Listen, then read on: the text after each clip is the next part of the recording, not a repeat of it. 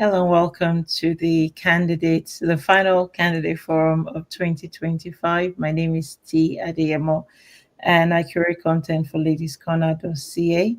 And without much ado, we have three candidates from Ward Papastew here with us. Again, before I forget, what is Ladies Corner? We're an alternative independent media. We're based right here in Edmonton, and we're just actually excited about voting. We enjoy talking about politics, and that's why we've bothered to organize today's event. I'm going to ask Mark to introduce himself, and then we'll just go around. We'll start with Mark, Joshua, Rosalia, Joshua, Mark, like that. So we start with introductions, and then I've got some questions I want to ask you, and that will pretty much form the basis of today's candidate forum. All right, Mark, when you're ready, your introduction. Why you're running? Why do you think you're the best guy for this job? Yeah, so really why I'm running it. For me, there wasn't any one particular thing. I think it was a series of things that boiled up to a breaking point, and that breaking point for me was has a lot to do with the finances of the city. My background's in budgeting, financing. I'm a financial consultant for medium to large companies, with my primary emphasis being on nonprofits around the world. So I've worked with various different kinds of nonprofits, from education to youth to different church groups, food banks, all those sort of things. But I'm also that weird person who likes to read budgets. So I have read the city's budget going back 20 years. I've read our most recent budget, and it was one night I was sitting there and I'm like, oh my goodness, these numbers can't be right. So I read it again and then again. And there's a few. If we're talking accounting, I have a few things I would have rephrased in there, because I don't like creative accounting, but it scared me. And so I got back, I had a moment where I thought back to the first time I ever had a political interaction, really, when I was younger. And it's something my grandfather used to tell me: if you don't vote, don't complain. And I feel right now we have a lot to complain about. And I feel that, and I looked around and I'm like, okay, who's going to beat this guy? Because Michael Jantz, frankly, does not have fiscal literacy to lead this ward and help lead the city. So I was really concerned. So I was like, who do I back? Who do I want to put my help out with this? But then it came to, I guess it's me. Don't vote, don't complain. So I'm taking the next step. Thank you. That's a good one. If you don't vote, don't complain. So you're running because the budget scared you, and you do not think Michael Jans has financial literacy. Is that what you said? Yeah, financial Well, literacy, fiscal literacy. fiscal literacy, like I the understand what an, that is. Fiscal an lit- example. Oh, sorry, go ahead.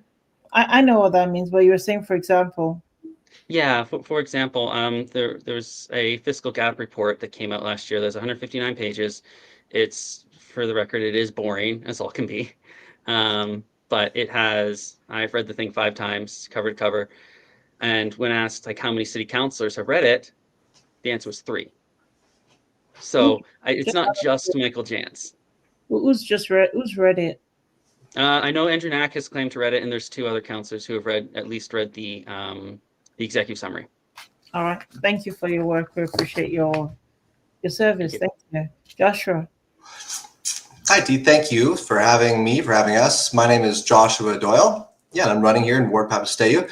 I am a second-class power engineer. I've worked for the last 15 years, petrochemical and food production facilities. I organize the labor of running these facilities, the inspections, the division of labor, the safe and efficient operation of them. That's something I think translates well to running a city. Now, I chose to run because I see a lot of uncertainty. I see a lot of fear. COVID was really hard on my family, on me, on everyone. I lost my brother to the opioid epidemic. The division and the fear, the hatred, the uncertainty, the affordability crisis, the lack of direction. This is all something that it's not just Edmonton. It seems to be a world thing. And I want to give back to the city that I love. That's given me so much. I want to unite people. I want to provide hope and trust and leadership and bring us back to a place of focus and direction. Papastew is a beautiful ward, diverse, with much to offer in range of different perspectives, cultural heritage, beauty and nature. I want to see it prosper. I want to see it grow. I want to see it succeed. And that's why I'm running. Thank you so much, Joshua. And if we're all present here right now, we know that there's a lot of concern from our neighbors in the US, like the world has been turned upside down. So it's really admirable when you say you're running to maybe begin to tackle the lack of direction that is a global issue, the uncertainty, the fear. And I'm sorry about your brother. COVID yeah, it was nasty, and losing your brother in all that period as well. Well, I think that it's something that almost every family has felt at some point and feels right now. We are all still reeling, and we are all affected by this Yeah. epidemic, by the fever dream that COVID was. And again, yeah, the direction, the uncertainty, we're all kind of afraid right now because the future is scary. And I think if we unite together, we can hopefully achieve a little bit of direction and quell some of that fear that we're all feeling. Yeah, thank you, Josh. And you want to give back to the city that you love. So that's beautiful. Well said. All right, Rosalia, you're next. Why are you running? Why do you think you're better than these guys? Um, Over to you. Hi, I'm Rosalia Yanishevska. I'm running in Ward Papastew. Professionally, I'm a community support worker. My title is Community Disabilities Counselor. So I do direct care for clients with cognitive disabilities, and I also help with managing the financing of the house and booking medical appointments and things like that. I have a lot of experience with a variety of vulnerable communities, from homeless people to refugees to LGBT people to people with mental illness and cognitive disabilities. Um, I decided to run because I'm afraid of the rightward shift that's happening globally. I think that there's a strong rise in fascism, racism, xenophobia, transphobia, and that really concerns me. It's worse in Europe and south of the border, but I'm worried that it's going to start happening here. I think it's already started happening here, and I don't want it to get any worse. So I wanted to give people an alternative choice to see that um, there's something other than bigotry to choose. There's something called radical compassion. Um, so that is what I want to show people. Well, I hope we all can choose radical compassion. Thank you so very much for putting yourself into the hat or for joining the race. My English is not right this morning. You're right. There's a lot of anxiety. I follow TikTok from the UK and I see what's going on there, which is also going on in America. There's a gradual expansion of right wing movement, and it's just dreadful to think about if you know our lives are like a minority. Like what's going on in the States is just dreadful and really horrible to think about. So thank you very much for everything you're doing, for always showing up. Councillor Jan sent his apologies. He thanked us for the hard work we're doing in the community, and then he said he could not attend or whatnot. So I'm grateful you all are here. So let's get to this. We'll start with Rosalia. And we'll start with housing and development. Papastew is one of Edmonton's most active infill zones. How would you balance density goals with affordability for renters, young families, and long-term residents who are being priced out of mature neighborhoods? Did you get that? Yes, one of my primary proposals in that regard is to implement a rent cap or rent controls. I think that rent is skyrocketing and it's extremely unaffordable for the majority of renters. Most people cannot afford to pay what's required right now. The place that I live currently, when I started renting it 3 years ago, it was $900. I'm going to be moving out, and the landlord is going to charge the next person $1,500. So he wants to raise the rent $600 in 3 years. I think that's crazy. That's almost double in 3 years. So yeah, rent caps are really important. I also believe that increasing the housing supply as much as possible is going to reduce prices. So that's one reason that I have a degree of belief in infill is I think that we need as much housing supply from anywhere we can get it as possible because when there's increased supply, that means usually the prices will go down. Thank you very much, Josh. So the affordability aspect of increasing supply has been shown to be untrue so far. The new bylaw is 1 year old, and we're seeing housing prices go up and rents go up still. So what's happening? Well, you have a fixed supply of land within the Anthony Henday. You have developers who are using federal incentives in the form of low risk mortgages, and they're speculating on the land in the Henday. They're all fighting for it. They're tearing down bungalows and they're building, these eightplexes we're seeing. That speculation is driving price increase. And it's also destroying much of the character we have in our communities. Now, this is the opposite effect of what the bylaw was intended for. So infill is not a yes or a no. It is a how and a where. Now, I have very specific policy that I've crafted to help this problem. So by limiting mid-blocks in mature neighborhoods to 4 units, we can get rid of the financial incentives from the federal government. That's CMHC. That starts at 5 units. We can put in tree protection bylaw so we can protect our beautiful tree coverage. We can also engage with the communities and put in some family-friendly zoning that gets rid of blanket zoning. Blanket zoning is just too much deregulation. The developers are winning right now. So if we focus on preserving our mature neighborhoods, building infill that makes sense inside of them, skinnies and duplexes, and then also building larger complexes and apartments like mid-rises and high-rises on corridors and, in Blatchford next to the university. That's where we can achieve density. There are many lots in these areas that are vacant. They've been vacant for years because it's just not financially lucrative as the eightplexes are in mature neighborhoods. And what we are seeing, those do not decrease the prices, they actually increase the prices. So it's not as simple as saying more units equals lower price. It's a little bit more complex. We have to responsibly and sustainably develop in the right places in the right ways. It sounds like you've given this a lot of thought. A ton of thought. This is a very big issue, and it affects not just this ward, but all of Edmonton and everyone who lives here and the future of our city. Okay, I've not had time to read that policy, but I'll be scouring your website to find your thoughts. Please, I encourage yourself and anyone to go to my website to read the full policy. It'll elucidate, it'll show a little bit more clearly what I'm trying to say. You're right. It's not an easy problem as well. So thank you for your thoughts there. Mark, what would you do? Do you want me to read the question again? Or you can... You could. So just want to make sure I get it all.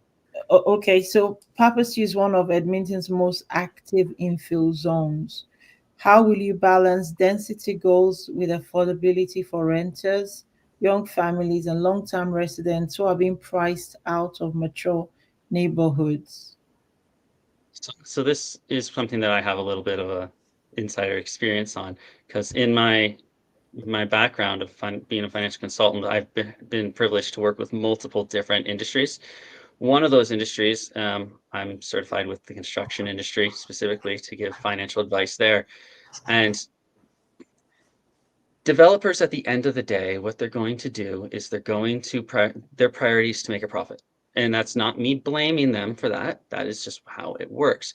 What we've done is we have given, by having a blanket zoning bylaw, and we've given them full control over the urban planning of our city. That's effectively what we've done. We've given control of our urban planning over to developers. What a zoning bylaw is supposed to do is supposed to make the rules and guidelines from which these developers are supposed to work within, and they'll work within them. They're very good at that. There's very few that intentionally break the rules. They do exist, and I've refused to work with a few of those. But that's our job as city councilors, to make those rules, those guidelines, and one of those is to make sure that we have proper district planning. What we need to do is we need to ensure that there's no more blanket zoning. We need to get rid of that. We need to have a zoning plan that differentiates the different infrastructure, geographic, like capacity requirements, thinking of things like how many schools are in the area, how many entrances are into a neighborhood. Those things are not being considered whatsoever with this current zoning bylaw, and we need to do that. And what we need to do is we can't have broad statements or broad approaches here. I don't want to limit it down to just 4 to get around the CHMC. What I want to do is I want to, and Josh is actually very correct in the sense that if we go down to 4, we are blocking developers from accessing those loans. The problem that I have, this is the problem I have with doing that, is I don't believe we should be stopping them from having access to those loans. That's a federal government incentive. They're getting money from the federal government to develop and build homes. I don't think that's a bad thing. We need to build. I don't think anyone denies that we need to build, and infill is part of that equation. What our job, though, is to provide the city and provide developers direction on where and what they can build. In one area, that limit may be a 4-plex.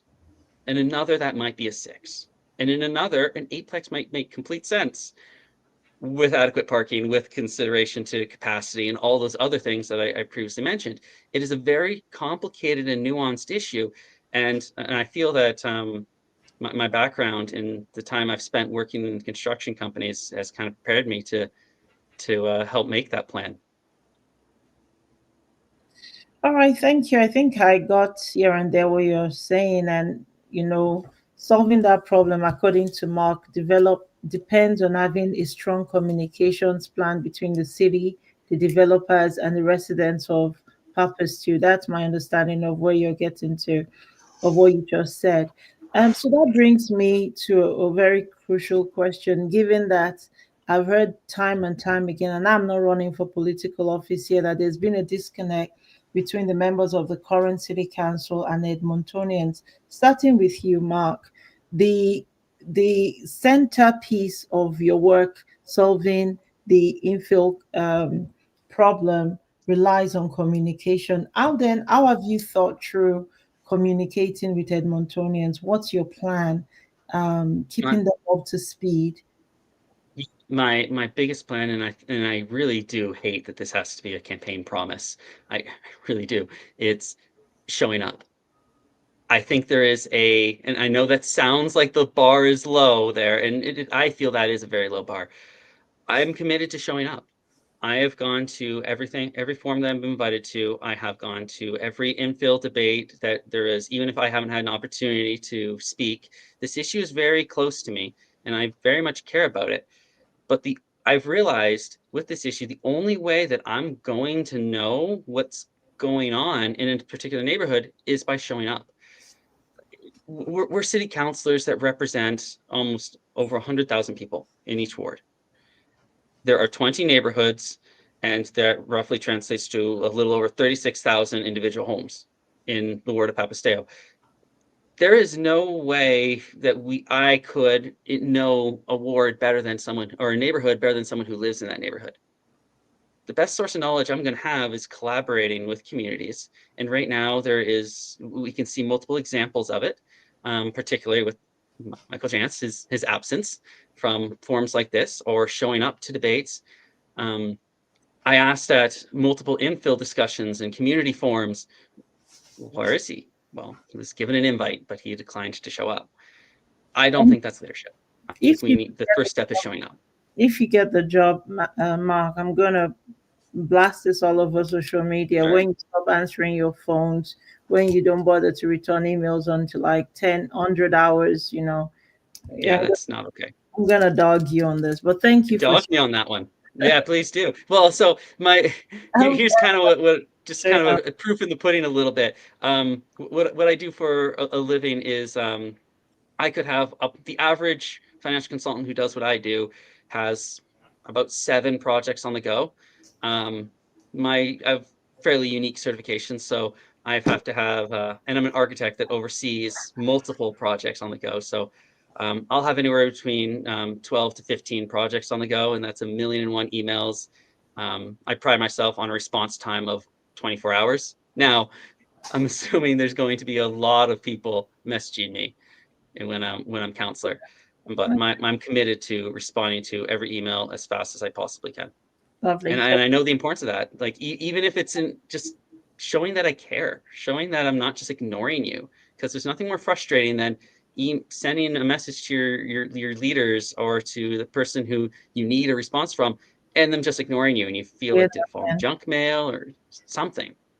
yeah, it's not validating. Thanks, Mac, No, for showing up. Josh. So yeah, I'm a pretty salt of the earth guy.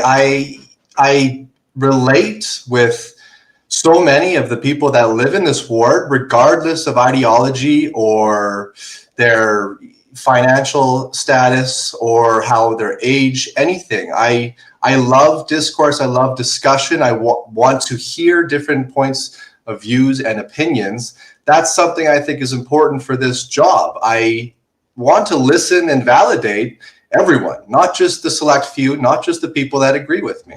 So the commitment is there on that part. That's just, hey, part of the job. But I have also pledges, strong policy. I want to, with regards to infill, another big one, right? People felt that they were not listened to, that they were not consulted with this new bylaw. And so I want to create a engagement period with each neighborhood where we talk together about what makes your neighborhood unique, the character you love to see, the design and architectural considerations, the parking requirements, the tree canopy, things like that. So we can create an own little overlay for each neighborhood that preserves what is already there and allows it to grow sustainably. Now, that's just for the infill issue where we'll have engagement, but also I want to create a community advisory committee. And that is something where there will be key individuals that will be nominated from organizations such as community leagues and the arts, the seniors, social service groups, nonprofits, charities, sports leagues, children, all of the things that make a culture, a society, individuals to represent those concerns. And so there will be quarterly meetings where those representatives and I, excuse me, will talk about their lived experiences, will share what their concerns are and what they want to see moving forward. That will help build trust that everything that you have about your your concerns, your fears, your visions for the future, you have a direct seat at the table to me where we will all talk about it together. And that is a pledge that I want to use to, again, build trust that is sorely lacking right now. All right, you're right there. Thank you. Direct seat at the table. Thank you, Rosalia. So I agree that there's a disconnect between Edmontonians and council at the moment. One of the commitments I've made in this campaign is doing my best to respond to every email that I get from individual voters. So regardless of how long that takes me, I'm trying to respond to every single one, and I think I've managed that so far. I know that because of that, I'm already ahead of Michael Johns on that issue because I've heard I got an email in my inbox about somebody who reached out to Michael Johns and he never replied to them, and they wanted to let me and Mark and Joshua know about that. So that's something that I'm pursuing, is responding to every email, and I hope I can continue to do that if I become a counselor. I think that constant communication is really important as well. So I want to participate in holding town halls as a counselor regularly in different neighborhoods to ensure that everybody gets an opportunity to let me know what they're concerned about. Yeah, those are a couple of my proposals. Okay. Thank you very much, Rosalia. This has been so easy getting you here. So I appreciate the importance you place on this forum. Thank you. So can I just say from here on out, we're running out of time and we've only taken 2 questions. I won't ask any other questions. I'll just give you one question and we do it 60 seconds so we can do several of these questions here. We're starting with Rosalia now. Um, Encampments continue to grow near Mill Creek and White Hab. What specific strategies would you advocate for beyond enforcement to address homelessness compassionately but effectively? So this is an homelessness response question. You got 60 seconds starting now. I think that's a great question. It's really important. I have a lot of proposals for dealing with homelessness. The first and most important is adopting a housing first approach. So that means anybody who needs a house gets a house right away. No questions asked. We don't say what substances are you on. We don't say are you mentally ill. We don't say do you have a job. We say here's a house. Go ahead. Start your life. And we give options for treatment. That's not mandatory. We say here's access to counseling, here's access to addictions treatment, and they get the choice of whether they want to do it or not, and they keep the house regardless. It's been tried in Finland and it's been really effective. Some of the other proposals that I have are to open a new supervised consumption site in Edmonton. So that would bring us up from 1 to 2, as well as repealing the public spaces bylaw, which I think has intentionally criminalized homeless people even more than it already has been. And the last proposal that I have is starting paid focus groups with homeless people. So homeless people can walk away with, say, $100, and they would be consulting with the city of Edmonton to Okay. express their opinions. All right. Thank you very much, Rosalia. We got your 3 main points there. Josh, what would you do compassionately but effectively to tackle homelessness here in Edmonton? So I'm not going to make grand promises and huge ideas that I can assure will happen immediately. I don't think that's possible, and I think that anyone that says so is naive, because this is a huge problem. If it were easy to be solved, it would be by now.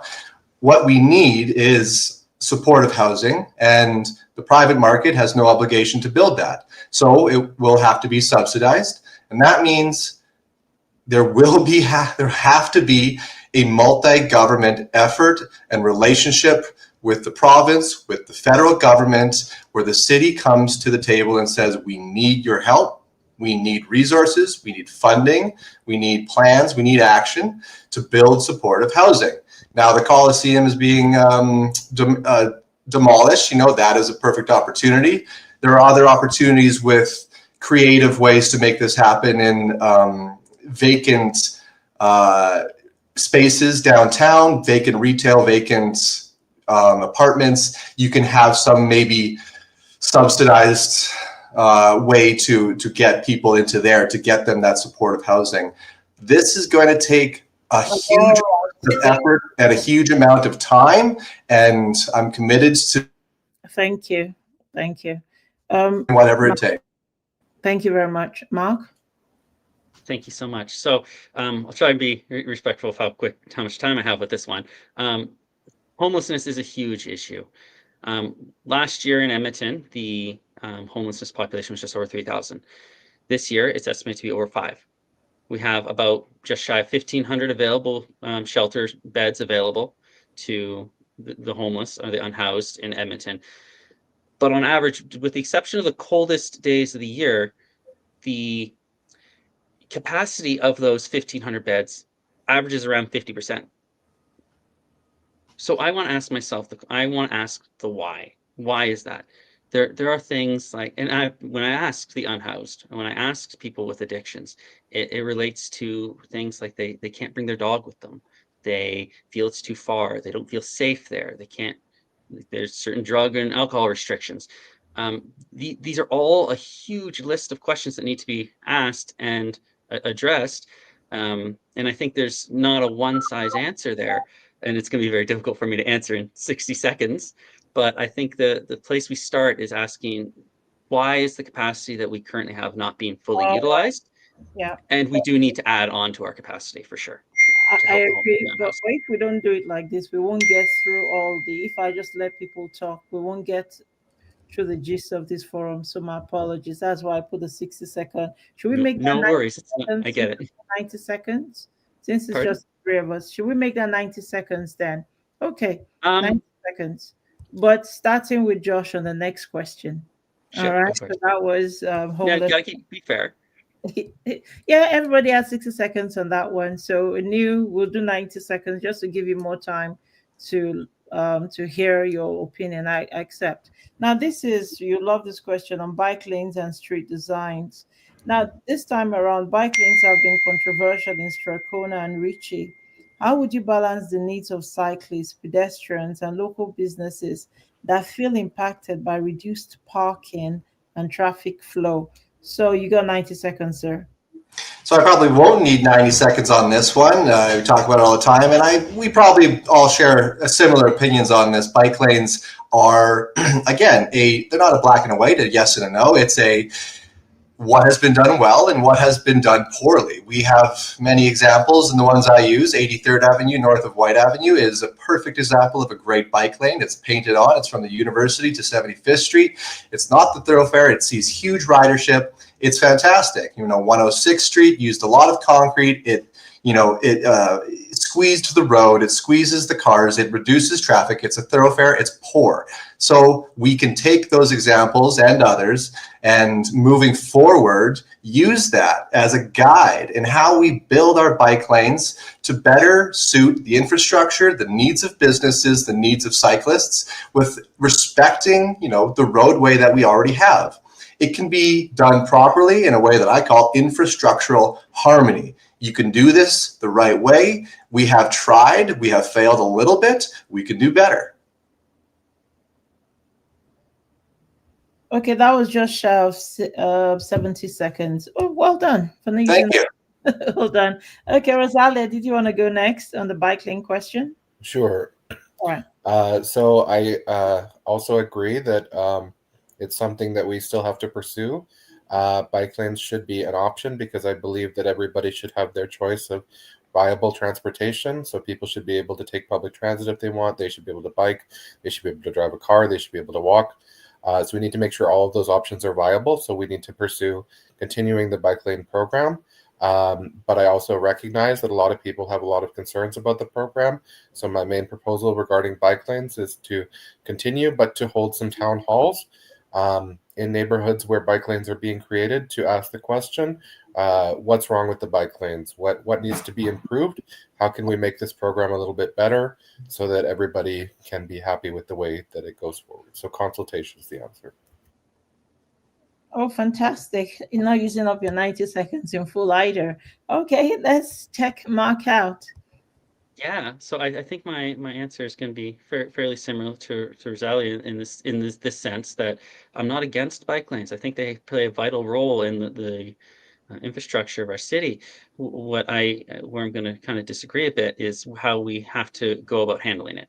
I do absolutely agree that we need to have community collaboration in these. What we're seeing right now is the bike lanes are less being used for the merit of active transportation or what makes them efficient.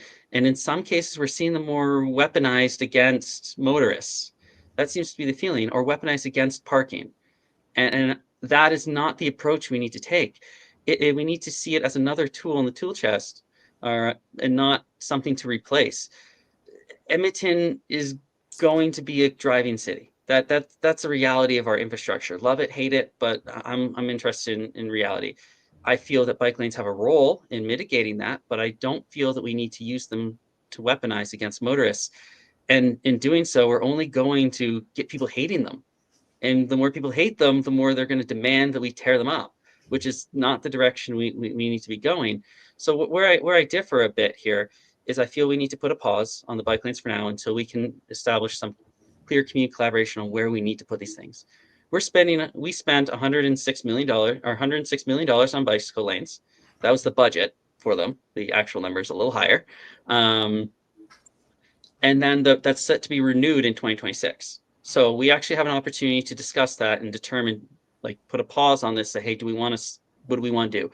I'm not against building more bike lanes. I just want them done responsibly and with community collaboration. Beautiful. Bang on 90 seconds. Thank you very much, everyone. Thank you so much for your input on bike lane. So, many of us take public transit, and this is a question on public transit reliability. Many Papastew residents rely on transit.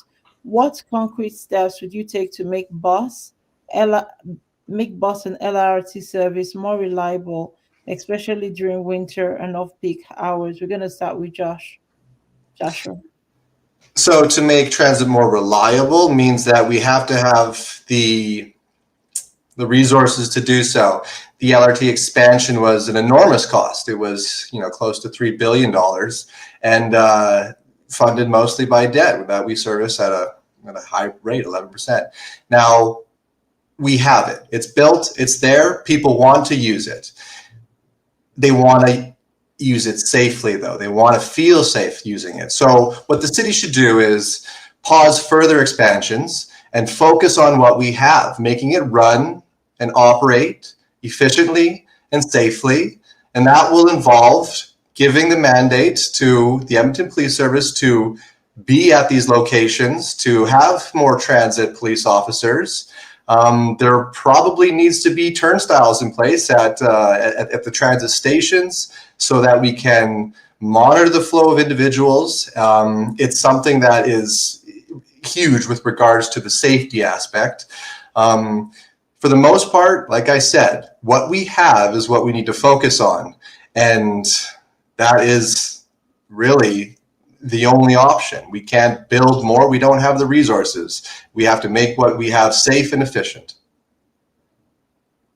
Okay, thank you, Mark. Yeah, I'll just correct a number out there. The debt on the LRT that we took out was not 11%. That's 11% is the number that percentage It's of our servicing the Pardon? debt. That's what I said. Yes, the amount currently servicing our total debt. 11% is the amount of our property taxes that go to servicing the debt. That is not the interest rate of the What is loan. the debt servicing interest rate, Mark? So the debt servicing interest hovers between 4 and 5%. I don't have it off the top of my head. Hey, you caught me on a number I don't have off the top of my head. Look Whoops. at that.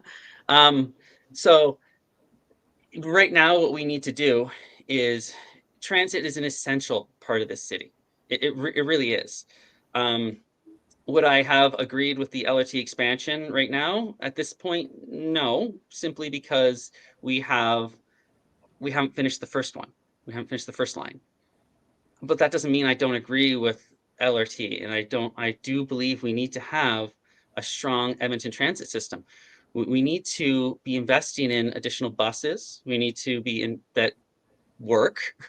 If anyone recalls the electric bus scandal that happened not too long ago, and things like that, and waste like that only harms our ability to provide stronger transit options to people. Because right now, in the coldest months of the winter, we are a winter city. That's transit becomes less reliable, and that's a reality we have to live with. But we can also winter comes every year, so we can plan for that. So what it comes down to is making sure that we have the capacity on our transit network being in our buses, and that we can do long-term planning with our LRT system, not short-term like, hey, look, I got us a new LRT line. We need to think long-term when it Okay, comes to our LRT. Mark, thank you. Rosalia? So I want to start off by saying I disagree with just about everything Josh said. I strongly oppose the idea of turnstiles. My long-term goal is to have free transit. I think that there should be no fares at all. I also don't want to add more officers onto transit at the moment. The two proposals that I do have are increasing affordability by reducing fares on transit by 25 cents across the board, and then pausing the fare hikes for 3 years. So making sure we do not increase fares for 3 years, because like I said, I want to move towards gradually heading towards free transit. The other proposal is to take a look at which neighborhoods are underserved by transit. I think it's mostly the newer neighborhoods on the outskirts of the city, and developing new regular routes in areas of the city that don't have very much access to transit right now.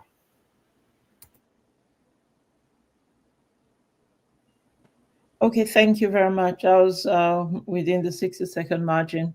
All right, we want to move to city finances and taxes. And I know Mark has a lead here. Well, he's read a lot of documents and is physically into this kind of stuff.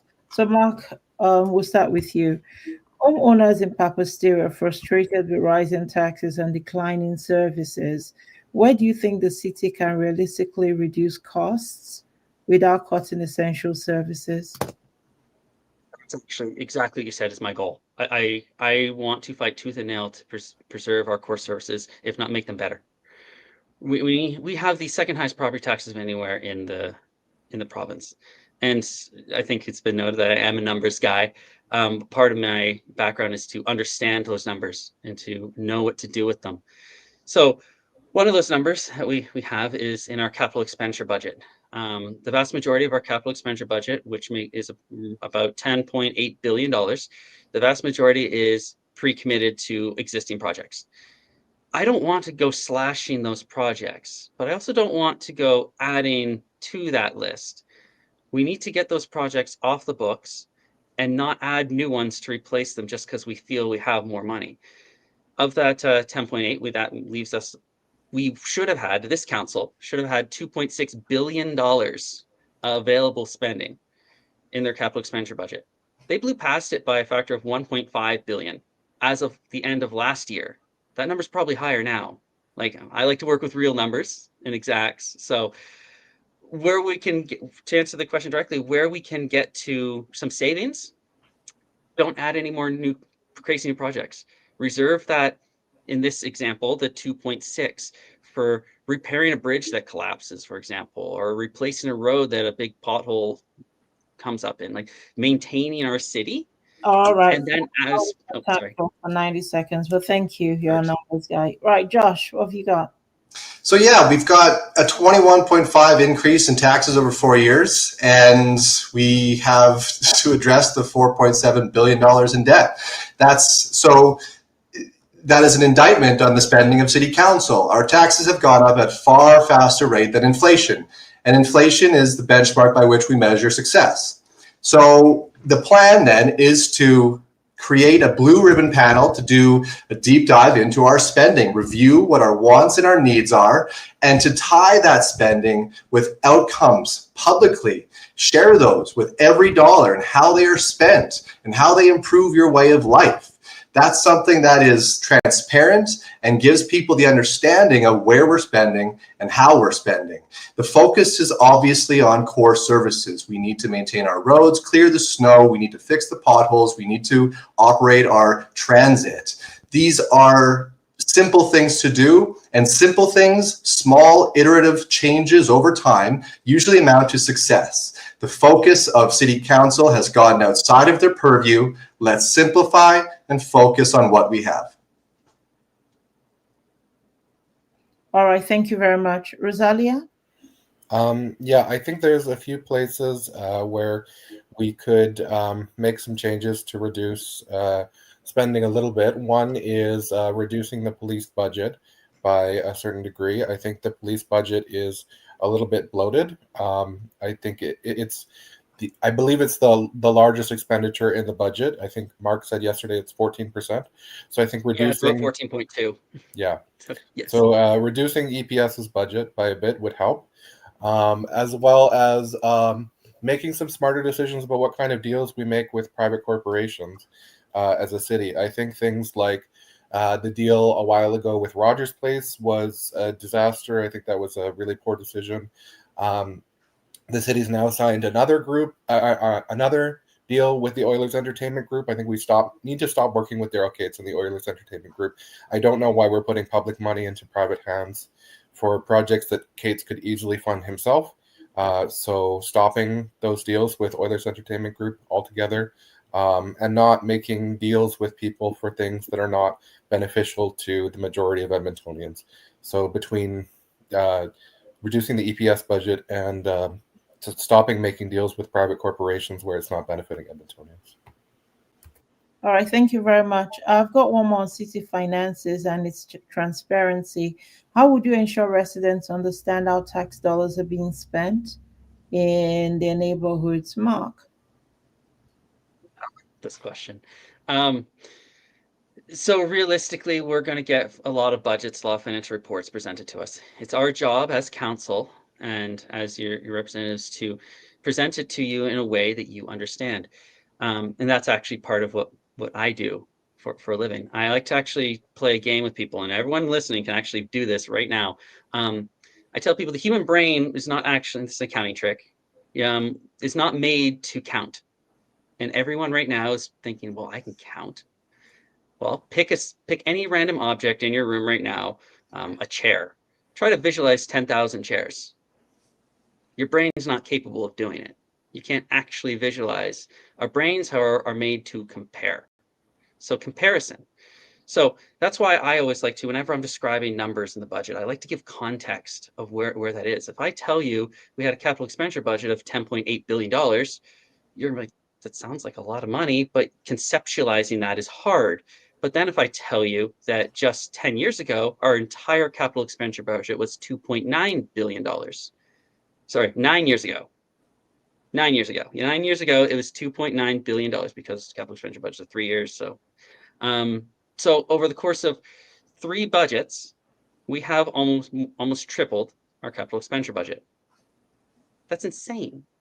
So context matters, and helping people understand that and presenting information in a way that people can understand is critical. Instead of trying to hide behind numbers and just throw them at people and banking on them not understanding it, I want to help people, like, this is what's happening in our city. These are the numbers. These are the results. Thanks, Mark. Joshua? Yeah, so we don't need to manually count anything. We have the ability to compare. That's how we measure. We compare ourselves to others, and we see what they're doing and how they're doing it, whether it's good. That's generally how you measure anything. But with regards to your question, how do you make it more transparent? Well, I already talked about it. We need to focus on our needs and our wants, and we need to tie the spending to outcomes and publicly share what these outcomes are and how every dollar we spend as a city improves your way of life. There's a transparency to that shows people this is what we're doing, this is what we intend to do. It's just a matter of engaging, showing, sharing, learning. This is a collaborative process between the city and Edmontonians as a whole. All right, thank you very much. Rosalia? I think it's part of a broader issue with the city, which is that the way that the city council has run things and the city administration is that a lot of the way that they're presenting things to the public is really dense and academic and technical. And I have a real issue with that. Reading bylaw 20001 was hard even for me, and I have a college education. I think it's not written in a way that makes sense to people. So my proposal is to start a new committee to review the way that things are being presented to the public, such as the taxes and the budget and all of the bylaws. We could call it something like the Legibility Committee or the Accessibility Committee, to review all of the public-facing city documentation and make it accessible to people in a way that makes sense for them to read it. That's a good idea, actually, because usually when you get your property taxes bill, sometimes it's they can be quite difficult to understand where what goes, But I agree. This is our semi-final penultimate question. It's around social disorder. Now, small business owners along White Ave say public disorder is rising. I don't know if you've heard this as you've gone door knocking. How would you collaborate with local agencies to create safer streets without criminalizing poverty? And Rosalia, we start first with you. Sure. Yep. So I recognize that it's an issue. There has been some concern about safety and crime and social disorder. I think one of the best things that can be done is increasing funding for organizations that do outreach with homeless people. So organizations like Bear Claw Patrol, like Water Warriors, groups that can go out there and have these conversations with these people and see what they need. That's a way to handle the situation without criminalizing people. I think one of the other solutions is addressing the root causes of poverty, because I believe that we're never going to get rid of crime if we don't address what's causing it.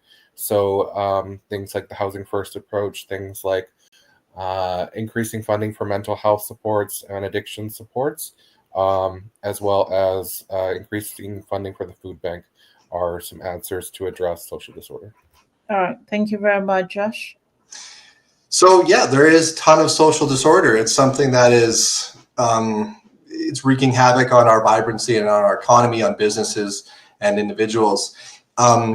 You simply have to have the police enforce the laws. That is what they do. That's why we have laws. You can't have open drug use, especially where families are walking in front of businesses. But that doesn't solve the underlying issue, right? These people, obviously, there's drug addiction, there's mental health issues. So first, you must enforce the laws. Second, there has to be some sort of compassionate response to that. There's a branch of the Edmonton Police called the Help Branch, where you have ride-along social workers that can better engage and deal with certain individuals that simply will not, they'll just go back and do it again.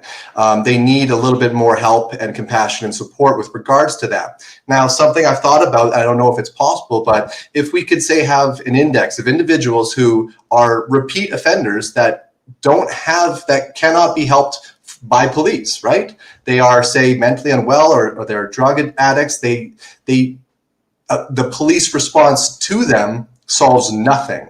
And so can we have, say, an index that sends a social worker to them so that we can free up the resources that the police need to do other and better, more important, impactful work that they do, and so that we can focus the social work on the people that need those certain services themselves. All right. Thank you very much, Josh. Mark? Yeah, so there's two sides to this.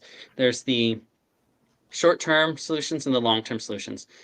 Short term, we need to address immediate safety and security. And there's two examples that kind of come to my mind. Right on White Avenue, there was a business, a restaurant, that had been there for 40 years. 40 years, and they closed. They didn't close because the property tax is too high, and they are. They didn't close because lack of business. They closed because they kept getting vandalized constantly. And that had been going on for years. So they just packed up, and they're focusing on their one location on Jasper Ave. So specifically on White Avenue, that's one example. We are killing our businesses by not enforcing. They don't feel safe, and that's actively happening. Another example I can think that's not directly tied to the White Avenue is on our LRT. I was speaking with the EPS, and crime in the city is down by about 25% year over year. In general, that's a good thing. They're doing their job. The problem is violent crime and drug-related crime are on the rise on the LRT. We need to bring EPS onto the LRT so they can observe and enforce. Not just observe and report, but observe, report, and enforce. That does a few things. That dissuades criminal activity and disorder. That allows us to have a more sense of confidence in the LRT, because confidence in the LRT is an all-time low, and sense of safety on it. And if something does happen, we can deal with it. Someone's there to deal with it. Those are short term, but long term are things that are really close to me, because my wife works with people who are recovering from addictions and recovery. She is oh, I'm sorry, I had to cut me off. Thank you. I'm sorry, it's a complicated issue, but I get it. Yeah. All right. So this is our final question. This is where you tell us why Edmonton should vote for you. This is why you explain to us why Edmonton should replace Mr. Michael Jans. And I also want you to do that whilst you answer this question. What is one city program you cut and one would invest more in? And we'll start with Mark, your closing remarks, and answer us this question. One city program you cut and one city program you'd invest in. So one city program that I'd be cutting. For now, that would be, and this is a temporary thing, that would be the bicycle lanes.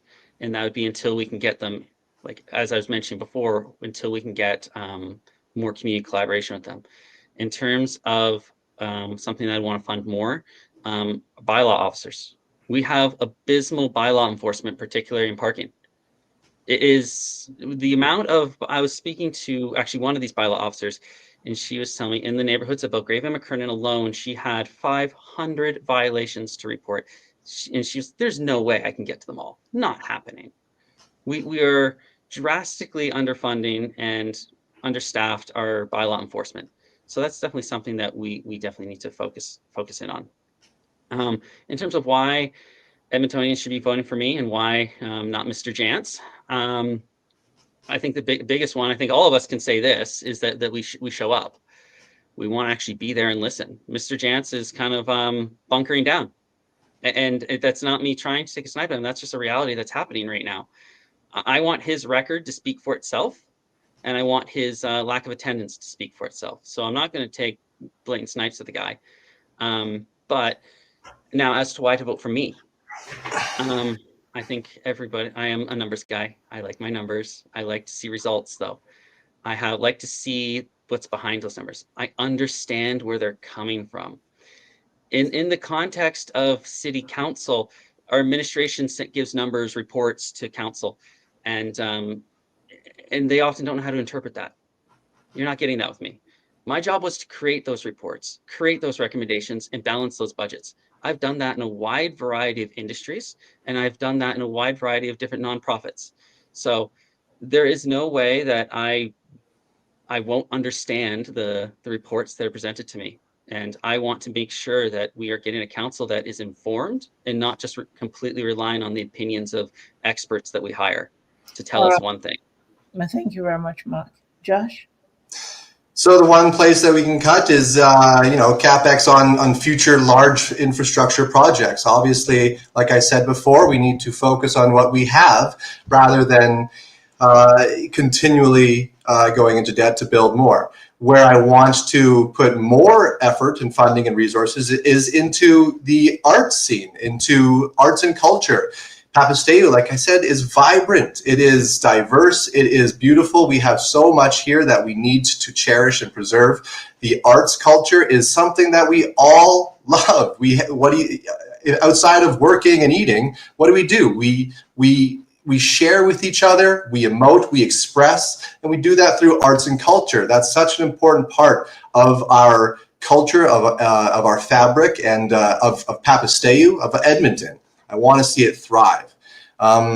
So that's what I want to bring to City Council. I want to let people know that councillor it's not just one issue. It's a variety of issues. It's a large, broad way of bringing people together and uniting them and running a city. Michael Jantz, I don't need to say much about his tenure. It's been poor. We all know that. That's why I'm running. I think I can do a much better job. And with all due respect to Mark, he quotes a lot of numbers, but you don't have a plan by just quoting numbers. You need a vision. You need to have a strong plan. I have strong, detailed policy and plans in place for many of all of these issues that we're seeing. You can read more on my website. I encourage you to read mine and compare with others. If you don't have a plan, all you have is numbers and words. I pledge to each individual of this ward that I will do my best. I will listen to you. I am someone you can trust because I say what I will do. I have a plan. It's not just about having numbers. It's about understanding them and what they mean. I've been doing this for many years, and to imply that I'm just pulling numbers out of my hat, I do my homework. You still need a plan. You still need a plan. I do have a plan. I encourage others to go to Mark's website as well and compare his plan with mine. Okay. Are we good, gentlemen? We're done? Yes. All right. Rosalia. Thank you. So one thing that I would invest in more is the Bissell Center. I attended the Bissell Center open house, and they requested that City Council give them another $1.3 million. So I believe Bissell's important in this city, and we should be giving them that money. In terms of why people should vote for me, there's a few different reasons. One is my experience. I have experience with vulnerable communities that Mark and Josh and Terry and Michael Jantz certainly do not have. I have worked with a variety of populations professionally, like I said, homeless people, people with mental illness, people with disabilities, refugees, LGBT people. So I have that direct experience with vulnerable communities that these other candidates just don't have. I also believe that I am more responsive. Like Josh said, Michael Jans has not been very responsive to people. He doesn't show up to events and he does not answer his email. So that's another reason. And the last reason is that I have the ability to recognize the crises that are going on in this city. I think a lot of candidates in a lot of wards in this city, and that includes some of the other candidates that are running in Papastew, they don't recognize the crises that are going on. They don't admit that homelessness is a crisis. They don't admit that there's a crisis with policing. And I'm willing to challenge EPS, and I'm willing to challenge City Council on homelessness. And I think that's really important. All right, then. Thank you very much, Mark, Rosalia, Josh, Rodolph, for showing up today. I am grateful for your time. It's 11:03. I really wanted to wrap it up within 60 minutes. I'm grateful. So, to our viewers, those who will be watching later, thank you for watching our last candidate forum for October 2025 elections. Please come out and vote. Advanced polls are open October 7th to October 11th. October 7th to 11th. Please make sure your voice is heard.